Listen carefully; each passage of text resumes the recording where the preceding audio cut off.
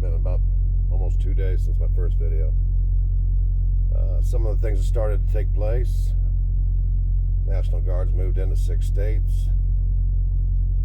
We're getting checkpoints set up, temperature taking stations.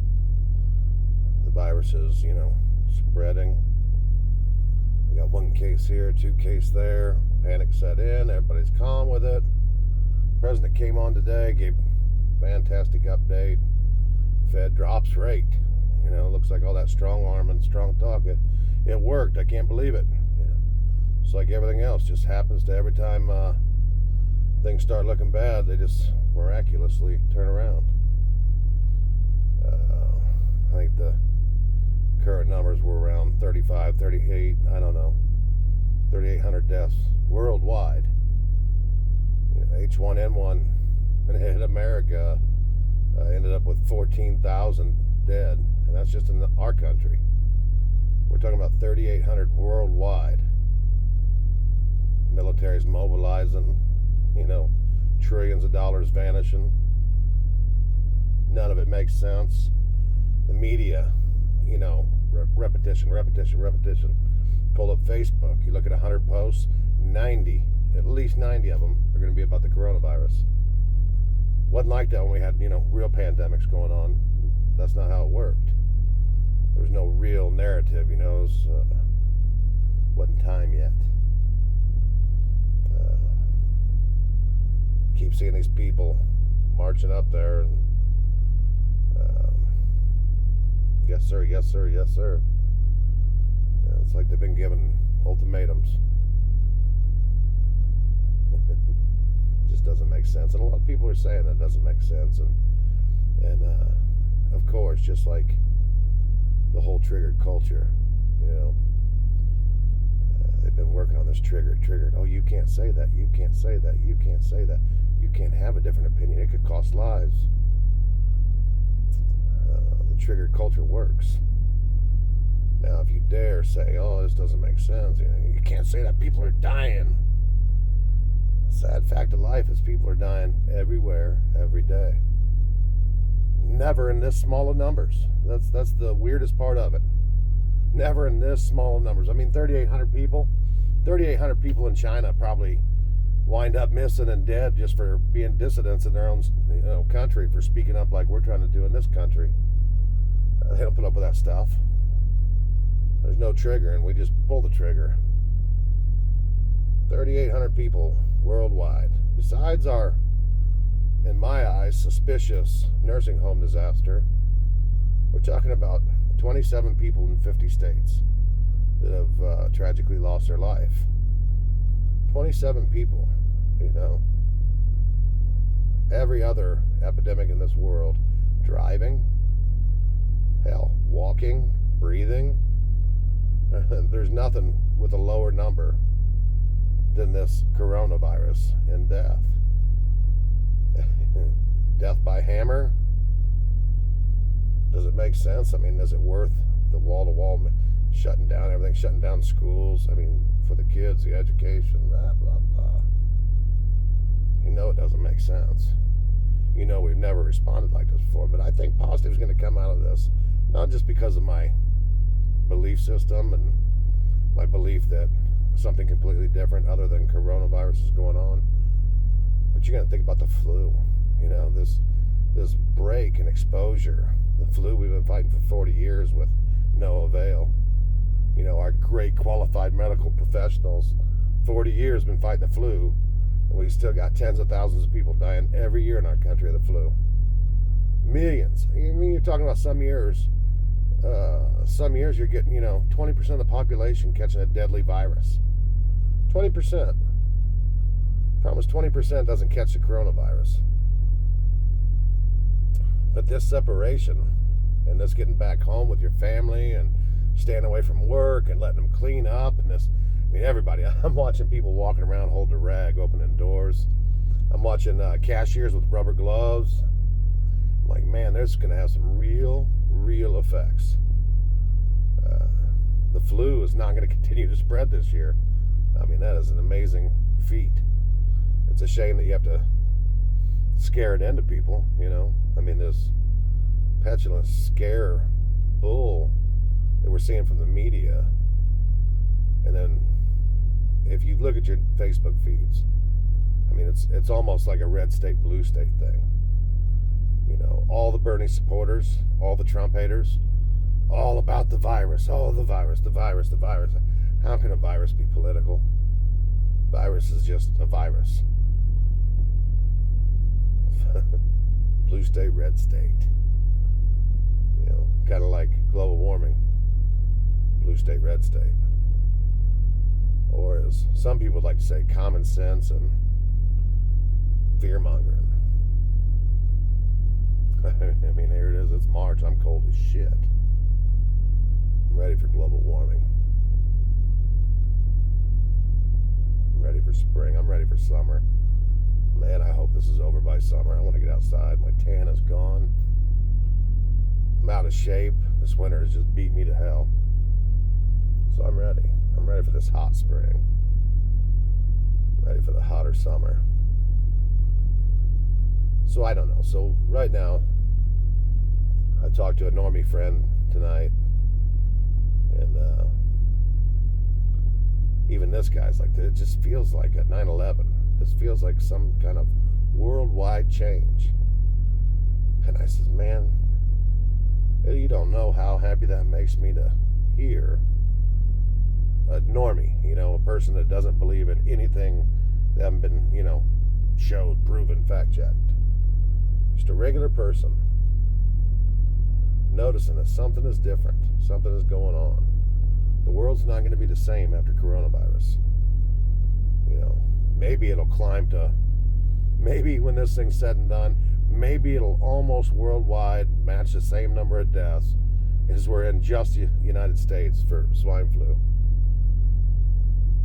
And man, if that's the case, the panic was well worth it. We should panic more often. There's a lot of positive to see. You see the behavior of the people around you. I mean, yeah, everybody's talking, and I think we do that to ease our own fears and uncomfortability, and you know, we don't know what's to come. I mean, even the people that know what's to come don't know what's to come. And you see people, and they're out, and they're, you know, with their families and being nice. I haven't heard a rude word all day. I drive a truck around this beautiful country of ours. You know, you hear a lot of hate and discontent. You don't have to go to Facebook to get it. You can go out in public. But you also see something else. And this is before coronavirus. You know, and I've noticed it more in the last couple of years than I've probably noticed it in the last 20 years. You know, you've got black men opening the door for white men saying good morning. You got white men opening the door for black women saying good morning. You got people talking to people like they're just human.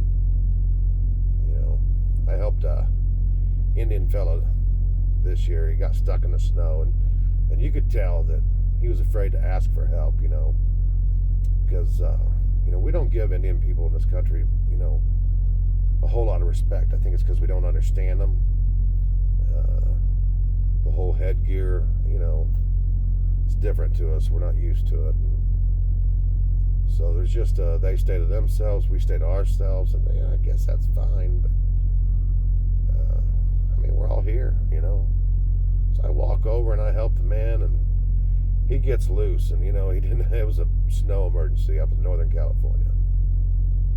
And he could not believe it. You know, he hugged me and could not believe that an American or a white man or whatever he thought I was would just come out of the blue and help him. And he told me to wait right there, and he goes and gets his wallet and wants to pay me, and I'm like, no, I want your money. And I think he would have fought me for me not taking that $20 bill from him.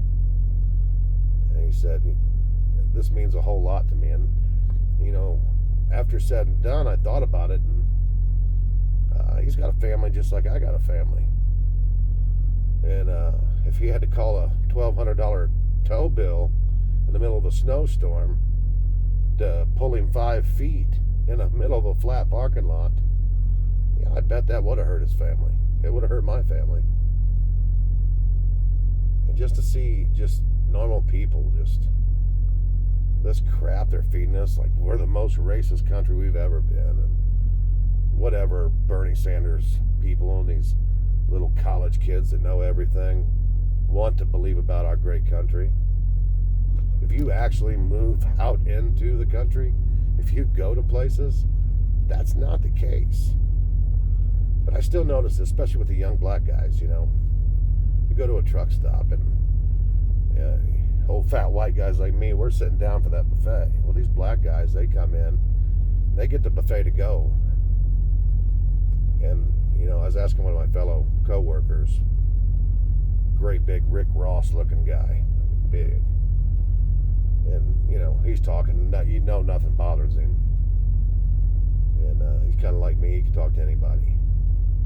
I said, what's the deal with the black guys not coming in and sitting down? I says, they got some scam on the deal, they getting a better deal by doing the to go. It's like, no, they're just afraid to sit down, It's like, man, that's a shame. I was behind the next guy I saw doing it. I said, what's the deal, man? I said, you getting a good deal on this or what? I said, how much that thing cost? Like $40? And he said, no, I hope not. And the gal behind the counter looks at it and weighs it out by her hand, before she puts it on the scale. She goes, boy, that felt like about $30. She puts it on the scale. It's $33 for some nasty buffet food. I mean, that buffet's barely worth $12, let alone $30. And I said, ain't no way you're going to charge that man 30 some odd dollars for that nasty food. I says, you better at least give that man a senior citizen discount. This guy's like 30, And you could tell she felt bad about it. And so she did give him the senior citizen discount. But it's a shame that fear, poured out there by the media. This fake ass media that's blowing Corona out of all kind of proportion. And the fear that these stupid, vile, disgusting college professors are dumping into these young kids' minds. This whole poison of liberalism makes them a superior class because they're for these people that just need their help. And these are grown people, man. They don't need your help. Treat them like they're human and back up. This is not the kennel. That man is not a three-legged dog. You ain't got to look after him. He'll look after himself. You think you're doing something great with your liberalism, your so-called philanthropy. Shit. Go to work. Support your family. Be friendly to one another. Treat another man like a human being, My buddy in the military. Man, these people in the military, they don't know color. Our soccer team back home made up, I don't know, seven nationalities. We go play indoor. We're old men, And we go in there. We whip on these young kids, these college kids, and they get mad because college kids think they are better and know everything. And man, they can run a lot better, that's for sure. But their heads ain't together yet. The experience isn't there. We know we're too old and lazy to chase these little buggers, so we play a little smarter. But we sit there at the bar and have us a Heineken after a game, and man, we will call each other names. We love each other so much that stuff doesn't even matter. People are people. I don't care what culture you're from. I went to almost a completely white school. But then, come late 30s, early 40s, looking back, and I don't talk to any of my old friends hardly. I got a couple of new friends, some people I work with. My soccer group, though, I have to know people from, 40 nations, maybe more, I don't know. And you know what? We're just people. We love the same thing. We love women. We love family. We love sports. We love having a good time, and we love making fun of each other. In good sport. Nobody likes a bully. We're just people. And I remember the first time walking onto the field and playing, man, I know I had to feel like a black man feels like going into a white truck stop. I felt the same way, I'm sure of it, because I was like, I am so different. I don't fit in here. But you want to talk about a welcoming group of guys and women, but mostly guys. Every single one walked up, shook my hand, introduced themselves, said, "Hi, my name is so-and-so." And you know what? They all remembered my name. It was hard for me, of course, names are different. But they made a point to remember my name. They made a point to go out of their way to come over and introduce themselves and shake my hand. We're all people. Just people. Doesn't matter your circumstances, how you grew up. It's not that hard to treat a man like a man and treat a woman like a woman. I just hope whatever happens next, I just really hope. I hope this outlook of people just sticks with us. Once we get out of these, boxes, they like to keep us in, Everybody's worried about the kids in cages at the border. Hell, we're all in cages. We're in some kind of cage, some kind of mind structure, some kind of trap, some prison, some, I gotta be this way, you gotta be that way, I gotta dislike you, Hey, it's just not real. Once you take the groupthink out and you're just man on man, even when look, our similarities draw us together, but it's our differences that make us special. God that created the sky and the land and the stars and the moon and the mountains, the streams, this amazing creation. If he really wanted a bunch of clones, a bunch of the same, he'd have made a bunch of the same, but he didn't. He made a lot of individuals.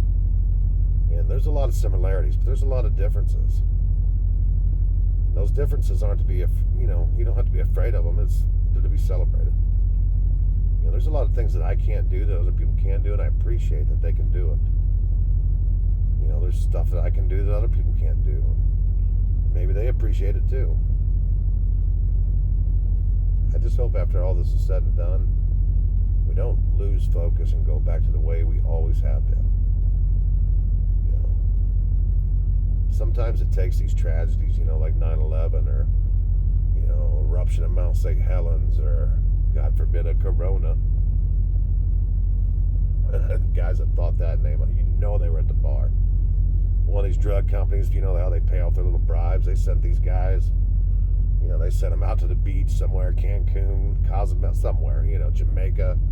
These guys are sitting there getting drunk. What are we going to call this thing? And they had a corona right in front of them when they named that sucker. You know it. It was something silly like that. I just want to see positive. And I think you do too. And I listen to these birding people and they say, oh, well, if you're not with me, you can't be for, all these other rights or whatever you want to call them. It's not an either or situation. Whether you realize it or not, 95% of the world and the country, they just want to be able to feed their family, work, get along, not have to struggle, not have to fight all the time. There's a few guys that like to fight, like real fight. But then they get older and man, nobody really wants to fight anymore. We're not that different. We're not as different as they want us to think. They want us to fight each other. If we're not fighting each other, we're not watching what them guys are doing. So stop fighting each other. Start watching what they're doing. If we know their dirty little schemes, we know their dirty little plans, if we stop supporting them, literally, there's a bunch of you people out there that are supporting a senile old man that doesn't make sense, does creepy stuff around children and women, and you're ready to vote him in as president just out of hatred, not because you're for something. You think that man's gonna bring us together? That it has nothing to do with it. It's your hatred driving you right now. You want to believe this repetitious coronavirus of politics. coronavirus is no different than what the media sells us every day. They tell you how to think. They tell you how to live. Pop culture runs your life. These phones, they run our life. That's not really us. That's not really you. All right, stay free, guys. See you next time.